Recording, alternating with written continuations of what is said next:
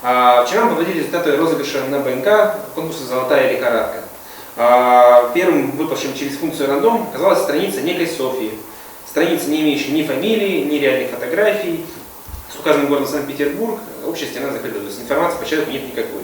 И тогда, осмотрев тщательно саму страницу, содержимое этого пользователя, мы видим, что там большинство розыгрышев, мы решили, что это фейк. То есть это поддельная вторая, третья, либо любая иная страница, с помощью которой человек решил поиграть. Существует ли человек здесь в городе, не существует, относится к республике, непонятно на самом деле.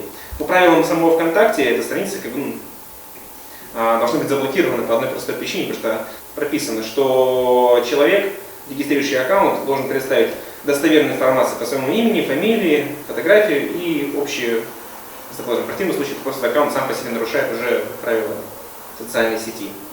Поэтому мы решили сразу же произвести перерозыгрыш, и следующий ворвавшийся человек, который будет реально живым, мы ставим победителя. Это Софья как быстро объявилась потом? Через час где-то. Час-полтора где-то объявилась в комментариях, что сначала с аккаунта, получается, Софья со своего аккаунта, с которого она делала репост этой записи, она объявилась в комментариях и позже скинула информацию на свою личную страницу, которая вторая ее страница, а это, с которой она участвовала, она, по ее словам, на рабочая. Таким образом, вы, вернее, вчера объявили победительницей сертификатку. Да. И претендует на приз сейчас Софья, которая оказалась из поселка Войвож Сосноводского района. Абсолютно верно. Оказалось, что это не фейк. Оказалось, что это не фейк. Коллеги, давайте примем решение. Кто прав? Кому представитель ювелирного дома Романов торговой сети будет вручать приз?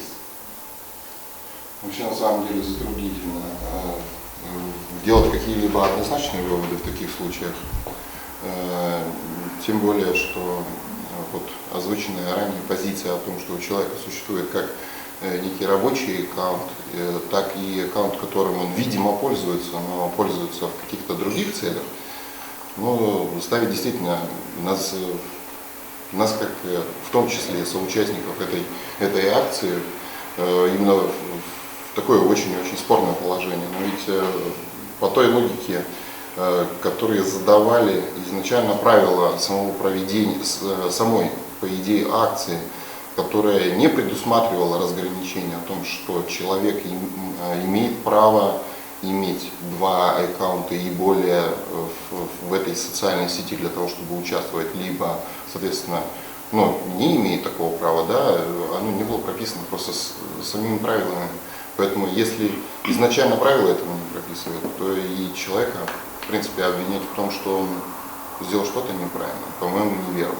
Как одновременно с тем, я думаю, что выводы, опять же, которые были сделаны по результатам, скажем так, первого этапа, или первой попытки, да, там, этого розыгрыша, о том, что действительно это фейк и на самом деле это несуществующий человек, по-моему, они тоже вполне обоснованы, поскольку есть правила, которые определяет владелец этого ресурса непосредственно, да, самого ВК. Вот, поэтому, видимо, победителя у нас тогда два, да? Но говорить о том, что кто-то в большей или в меньшей степени, соответственно, достоин получения этого приза, будет сложно, поскольку есть первый и есть второй. Поэтому, наверное, этому стоит остановиться.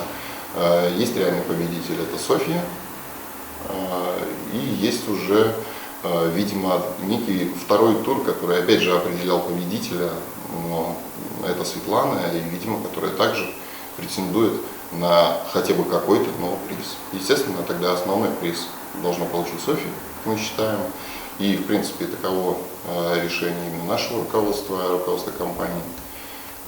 И в качестве поощрительного приза, я думаю, мы вручим сертификат на сумму 10 000 рублей уже, соответственно, второму победителю Светлане.